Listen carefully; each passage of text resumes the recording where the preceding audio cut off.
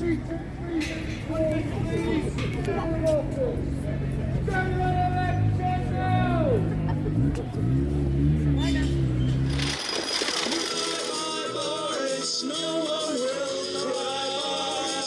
we are a protest. We will be noisy. A protest is about sound and vision. That's Steve Bray. If you've walked past Parliament in London, you may have seen or even heard him before. I was walking through central London the other day with a friend. It was pouring with rain and I heard his voice. My friend told me this guy's been stood outside Parliament every day since 2019. It's just one man trying to make a change in the world, and if you agree with him or not, you have to recognise the persistence. But it got me thinking. It seems that every day there are news stories about different groups and communities protesting for change. If you think about it, you have the doctors, nurses, train drivers, teachers, people that deliver the post, to the big ones, like stopping oil and climate change. People are out there doing what they believe will affect change. But where does change actually happen? Who are they trying to convince? Us, the public? The media? Or is it like Steve Bray, who's literally standing outside, in the rain, trying to talk directly to those in power? Welcome to LSE IQ, the podcast where we ask social scientists and other experts to answer one intelligent question. I'm Mike Wilkerson from the IQ team, where we work with academics to bring you their latest research and ideas, and talk to people affected by the issues we explore. We're going to hear about how change isn't as straightforward as we'd probably like it to be, and how it can be all in the timing. Now, sometimes you just need to wait for the right moment to make change happen.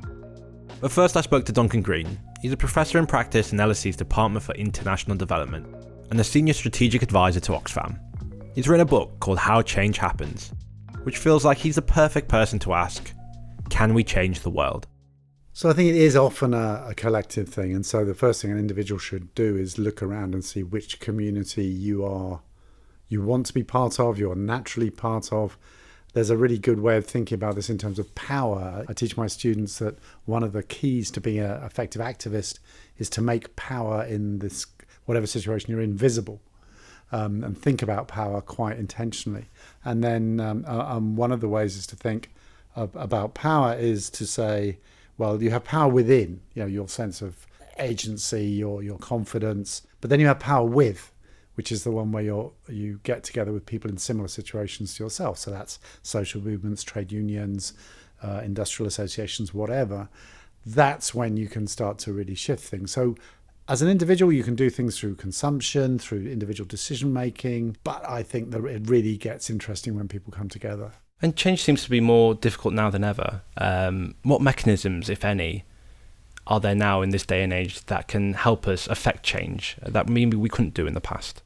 And the first thing to say is change is happening all around us. So I think it's worth distinguishing between change as a kind of external thing and intentional change that we're trying to create. So, I don't know how many thousand years ago Heraclitus said the only constant in life is change. And if anything, that change has accelerated technologically, globalization, migration. So there's this enormous churn of change going on all around us. So the job of activists is to understand that and then see where you can add a little bit, push it in a more progressive direction, make positive change. And I think that, we've had a bad few years. I'm just updating my book, How Change Happens, and it was published the month before Brexit. And every chapter seems to end with, I was really optimistic in 2016. Things aren't so good now.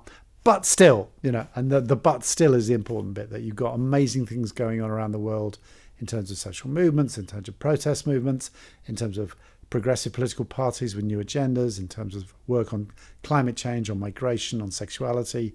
So there's loads of good stuff happening, but a lot of the headlines are quite dark. A couple of things on that. One is, social movements in many countries are in a stage of resistance, stopping bad things happening rather than making, so they're on the back foot. That still requires courage, stamina, and being smart about it.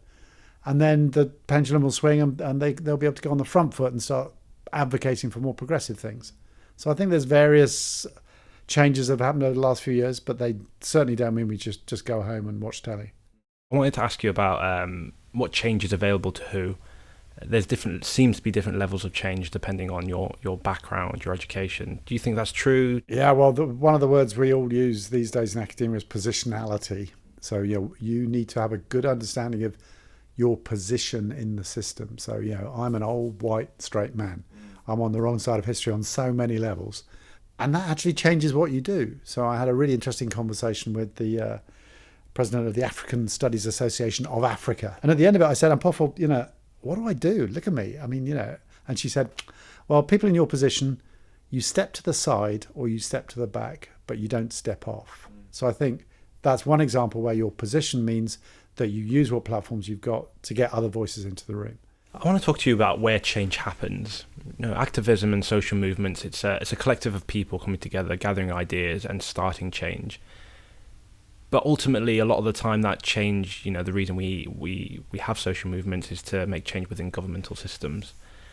Where does change happen? So there's this really interesting dance between insiders and outsiders. Yeah. So a lot of the ideas that are now regarded as completely, normal in government started with social movements.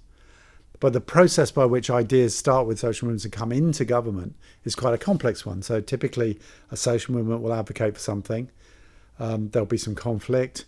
Then some sort of progressive forces or some people within government who've got connections to that social movement will say, oh, that looks interesting, we'll have that. So, for example, when I was working for the Catholic aid agency, CAFOD, we had a great barrister who was working on something called Publish What You Pay, which said that oil companies should publish the revenues they pay to governments so that people could see whether that money was being stolen or not. Along comes Tony Blair, says, oh, that's interesting, I'll have that.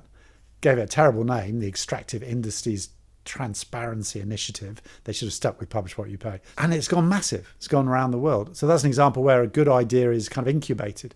Now, if you're an activist, that's really annoying because suddenly you see people taking credit. They never credit you for your ideas, so you just got to suck that up. Sometimes it's diluted, but that leads to a kind of shift. There's an idea, then it's opposed, but then there's an interesting synthesis which moves the needle a bit.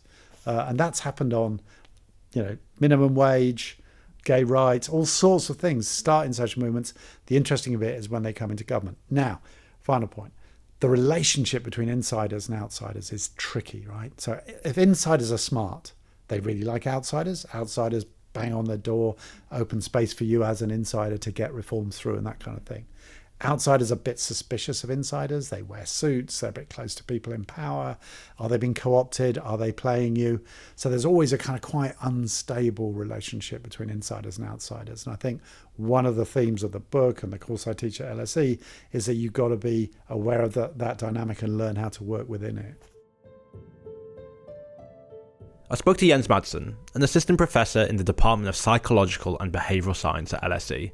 And his work looks at complex systems, what they are and how they make change really hard in most governments around the world. Around the time we spoke, there was a lot of talk about the ULEZ expansion in London, the ultra-low emission zone which would bring a charge to vehicles that don't comply with emissions-based regulations.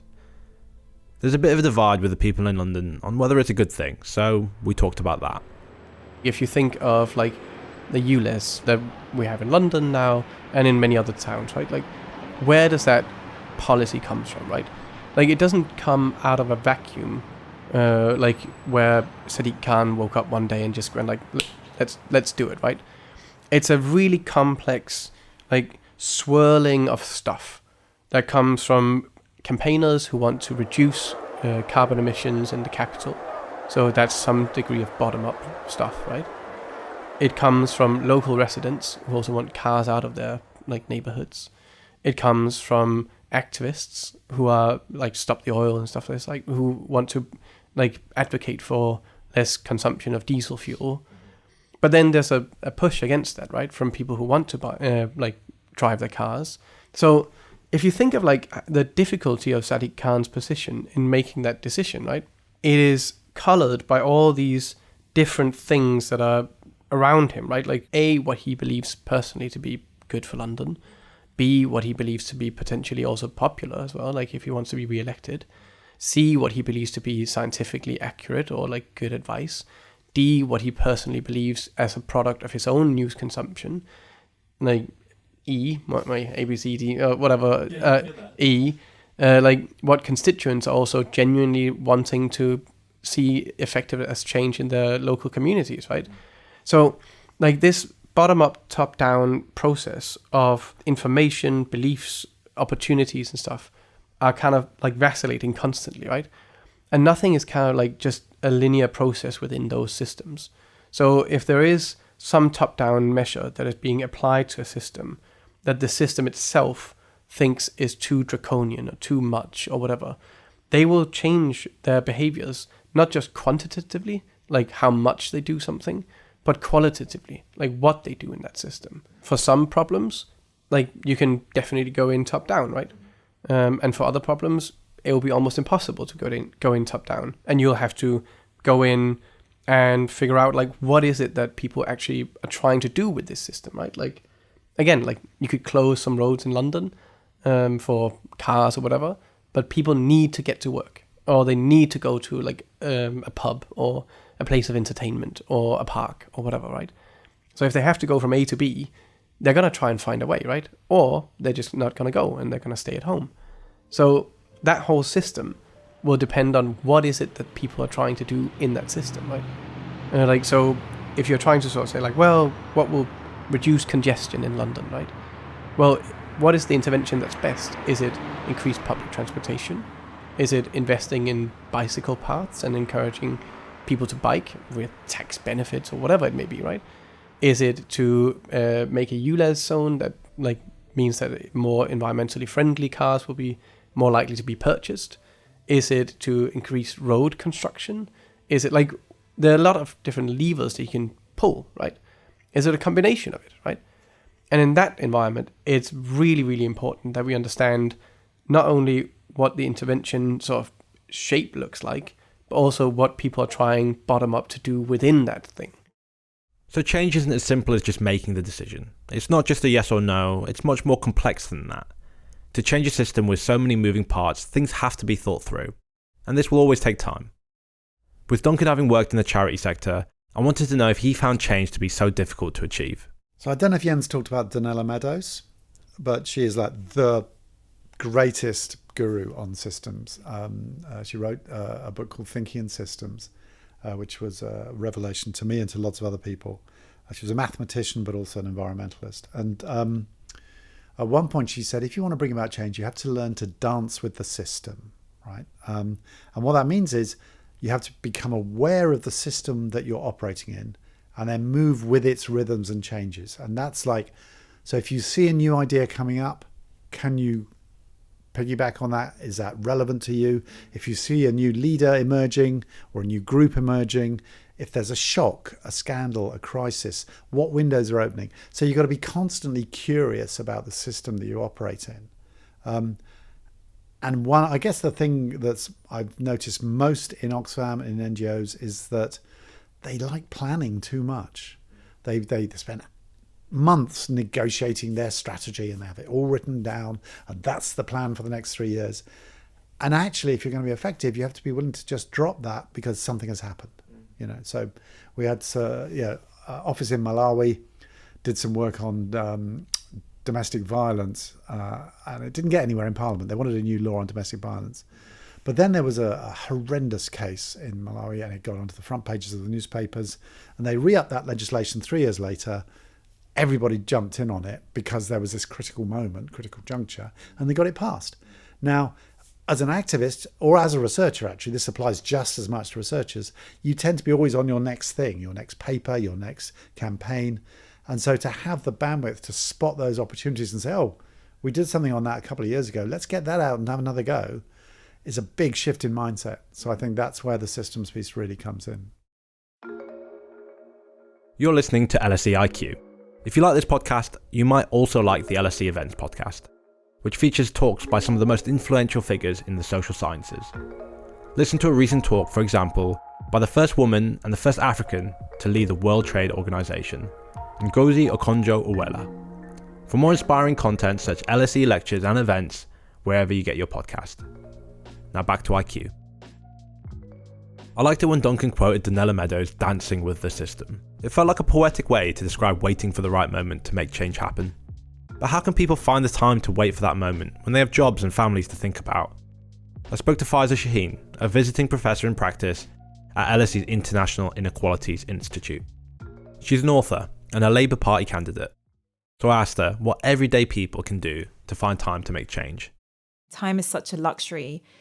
When you're really struggling with money and you're working 2 jobs, how do you make time to get involved in these things? But I think also it's important to note that historically, and in some ways, in some areas now, there are ways in which working class people make the most change, in the sense of organising, striking in the workplace, or pushing back against the bosses in whatever form that can take. And you see that now, more recently in this country in the last couple of years, as people, cleaners in hospitals have managed to stop outsourcing and be brought back in-house and be given better rights. The biggest thing is that it takes courage, and it really does take this effort to bring people together. I think sometimes people look at, people talk about change makers or, inspirational people as these individuals. But the reality is change doesn't happen because of one person. The reality is that, the kind of grassroots change, the kind of good type of change that we want to see come from people comes from collective effort. A lot of what I've already spoken about today is like how you join a community of people that feel the same as you. And that is power. That is what gives you power. And we might want to point to individuals in history that have made a difference. But when you look into their stories, they are held up by a movement. They got there because other people came around and organized. And yes, we don't remember their names, but that is the reality of how change happens. People were saying to me about winning my selection for the Labour Party, and I have to constantly correct them that it actually was a real group effort. Like, I didn't make all the calls on my own. I didn't come up with the strategy on my own. That was a complete group effort by local members. Whilst it feels like, yes, there's some privileged people in positions that they have loads of time, and I think some of that is true, I think whatever you can do in the time that you have to be part of a community can be the kind of change and collective change that we need to see. Faiza is running to become an MP. She might become, as Duncan said, an insider. So from her perspective, I wanted to know where she thinks change happens. There's different types of change. Sometimes it's just a change, in just getting people to be more aware. Like, getting the public to notice an issue is often the first step, because too often the people in government aren't interested until you've made a big noise about things. What I would say is that if ultimately, you want to see the policy change or the legal change, the legislative change, you just do need to have a sense of where you want to get to. Like, what is it that you want to see at the end of this? Because I worry sometimes, as someone that's worked on inequality for sort of 20 years now, and when I started working on economic inequality, people didn't really care about it. Over the last 20 years, that's completely shifted, right? Inequality gets so much more attention now, and people understand that it's an issue. But actually, for the most part, in terms of policies, we've seen it go in the opposite direction. I have kind of been reflecting quite a lot about why change hasn't happened in that scenario. There's lots of public awareness, there's lots of public anger, but maybe, either the policies have never been clear about what we're demanding, or it's been, co-opted or able to be, unfortunately, the Nigel Farages of the world, able to kind of blame these issues on immigration instead of what's going on at the top of society. You asked me that question about where does change happen? And I think we all kind of struggle with that, even as someone that's been thinking about this and trying to do it for a long time. You've got to know what you're trying to do and where you're trying to get to, and understand that things will happen that will try and undermine your arguments, and constantly thinking strategically it's hard to do. But, it's kind of disappointing. Quite honestly, I look at that. I look at the fact that we have more anger about inequality. We have more academic papers about it. We have more books about it. But inequality has grown and the policies are worse. We'll have to be honest there about what's gone wrong. And the ability, there's very important people at the top of society with lots of money that are able to block change. And this, again, is why, the importance of the collective, because it's very hard to go up against that without a big movement of people. Even with the amount of work into an issue like inequality, Faiza feels like there hasn't been enough improvement in policy. But legislative or legal change seems to be the goal for change to happen. But why does it feel like it takes so much time in government?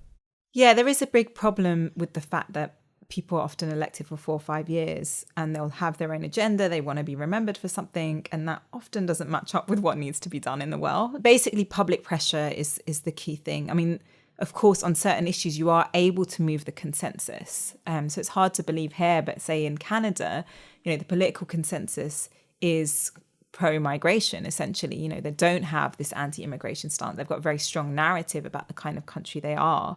But they say we're not a melting pot. We're actually a kind of patchwork quilt. People come with what they have. You're welcome to be whoever you are, and you can be Canadian. And so that sort of thing is so in the public psyche that politicians can't really go against that to the same degree as they do, say, here. And, you know, that takes a lot of effort and time for outside movements to get the public on side. So, for instance, in Ireland, the efforts that were made to get abortion through gay marriage, you know, those things were done through public conversations, through activism, because sometimes also, even if politicians agree, they don't want to be seen to be the face of it because they're scared they'll get a backlash. And that takes a lot of effort from movements over time to push that and move that. Again, like thinking about then the connection back to legislation. So you need those movements, you need those conversations, you need that commitment over years. And then you need to be like push at the right time with the right people to get that legislation in. Because of course, there are some governments that are completely opposed. But if there's a change in government and you've got your opportunity, then you need to have, you know, your policy ideas ready, your legislation ready, so that you can get the people in government that are on side to push at that moment. So it's not impossible to work within this system, but it does take a lot of effort from civil society, essentially, because change rarely comes from the top. I mean, sometimes it can feel like it has, but again, when you look behind the story, it's been, you know, pushed from the outside for a long time. Do you think public attitude to protests and campaigning has changed? Well, what we've seen, I mean, here, but across the world, when we was doing some work over the last year, looking at shifts in different points of crisis and how people were reacting, we looked at some data that was showing us how much protest has increased since 2006. So between 2006 and 2020, protests around the world has tripled. And when you think about that, you can imagine like Black Lives Matter, you can imagine what happened after the financial crisis and the Occupy movement. Yes, people are more willing to take to the street because of anger, because of frustration. And sometimes it's because, you know, they don't want to wear masks. You know, this isn't all necessarily like progressive change. It's a sense of that universal sense of frustration. And one thing the last few years as I've been working abroad and looking at these trends much more is how much is not just a UK or a US issue or a Western issue. You know, this is the case wherever you look. And often these protests, when you look in detail, are about frustrations with failure of democracy or government. You know, in some countries like Colombia, there was a huge push because of unfair tax systems where really the middle class as well as the working class were going to be taxed more, in a sense of like, why are we getting taxed more? And it became something else as well. But yeah, there's just, it's interesting that whilst, yeah, people are having to work so hard and it's a struggle, there's a lot of anger out there and frustration. So it is resulting in more protest, which in general is, you know, of course, a good thing. For me, you know, you want that protest to then convert into real change, because what you find, say, I've done some work over the last few years with some of the Arab region countries that had, you know, revolutions. And it's the saddest thing is people that talk about their experience and their pride and their hope in Tunisia, for instance, at the time of revolution, and going out and being part of protest and then feeling like the country is in a worse state now. Again, it's like you can take to the streets, but if it isn't people there ready to kind of do something that the left is often uncomfortable with, which is take on power and utilize power, then these things can kind of collapse or not go the way that you want them to. So you end up people, you know, being even more despondent because they've built up all this hope. I think, you know, just looking at the numbers of protests, you would think people are more willing to take to the street. But the degree to which that is bringing about enough change, I think, is questionable. Protesting in the street doesn't always have the outcome that social movements will want them to. And if change does happen through protest, if the right things aren't in place, that change isn't always for the best. I asked Duncan Green, looking forward, do we need to change how we make change? So in the aid business, there's a couple of things I think we are not doing, which we should do. One I've already mentioned, that whole question of how do we change the structures to push power, principally, followed by money, down to the organisations who really deal with it. You know, when an earthquake hits, people don't wait for the sniffer dogs to be flown in from Norway.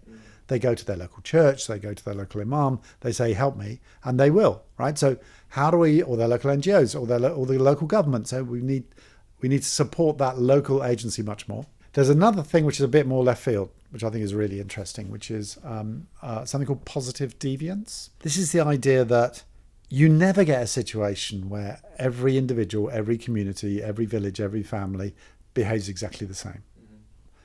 And so positive deviance says, well, okay, look, so say you're looking at something like people's willingness to get their kids vaccinated. We will find out, you'll find some families don't want to get their kids vaccinated, some do. And it'll be usually a kind of what we call a normal distribution, where there's a big lump, a high bit in the middle, and then there's outliers at bad and good, right? Positive deviance says, okay, and what we're going to do is do that, identify the positive outliers, and go and see why they're there. And you find that, the classic example, working on female genital mutilation in Egypt, the campaigners weren't getting anywhere, the aid agencies weren't getting anywhere, and they went to these positive deviance people and said, 97% of girls are still getting cut in Egypt. And the positive deviance people said, 3%. That's interesting. Who are they? And the campaigners never thought about it. So they identified why some families were not getting their girls cut, and they built a whole campaign around that. The reason I love that is because it's respect for the system, respect for the system's ability to generate its own solutions, not always the white saviour thing of coming in with ideas from elsewhere, which often don't work, and it's just very colonial. So I think positive deviance has huge potential, but back to ideas, interest in institutions, it hasn't caught on. And I think one of the reasons it hasn't caught on is because it doesn't need a lot of money. So organisations that fundraise for projects, why would they do positive deviance, right? It does them out of a job. So I think it's frustrating, and I'm always on the lookout for converts to do more of the positive deviance work, because where it's been done, it's sometimes been amazingly effective. Okay, my final question, which is the title of the episode as well. Can we change the world? Can we as individuals help change the world? Of course. History is the guide, individuals can change the world. I think, individuals with great ideas, individuals who suffer, like George Floyd. There are these individuals, there are individual leaders, but even individual leaders like Mandela or Gandhi, they are part of a system. And one of their great skills as leaders, or Martin Luther King, was to understand how far you can go within a system, how far you can push the boundaries, what you have to do to bring people with you. So I would still argue that even as individuals, you need to dance with the system, you need to build relationships, and you need to build power through organisation and conversation. Duncan and Faiza seem to agree that change happens as a collective rather than just one individual. I asked Jens what he thought. As an optimist, I think we can change the world to some degree. I hope that we can preempt climate change or catastrophe and mitigate that. That's where I'm maybe a little bit more of a pessimist. I worry about that a lot. But fundamentally, I think there's a lot of things that we can do to change the world for the better. Be it via grassroots movements, be it through citizen-led engagement, or be it via these kind of interventionist policies and regulatory systems. But I think we can. And again, for some questions, more local questions, I think we have a lot of power. For more global questions, it becomes more diffuse and harder to affect change on an individual level, right? Again, I would love to introduce a lot of changes that makes the world a little bit less unequal. But I probably don't have that power individually, right? Nor does probably anyone. It's more of a collective, so emergent property. But yeah, I remain on many issues an optimist, and on some, sadly, a pessimist. This episode was produced and edited by me, Mike Wilkerson, with help from Matt Munday, Sophie Mallet, and Sue Windybank. If you'd like to find out more about the research in the episode, please head to the show notes. If you enjoy LSE IQ, please leave us a review. Next month on IQ, we ask, how can we tackle loneliness?